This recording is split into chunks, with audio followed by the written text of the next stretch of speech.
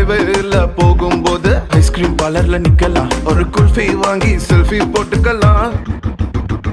டுமாரோவே இல்ல போல டுடே நம்ம சுத்தலாம், ஒன் டே இல்ல வேர்ல்ட பாத்திடலாம்.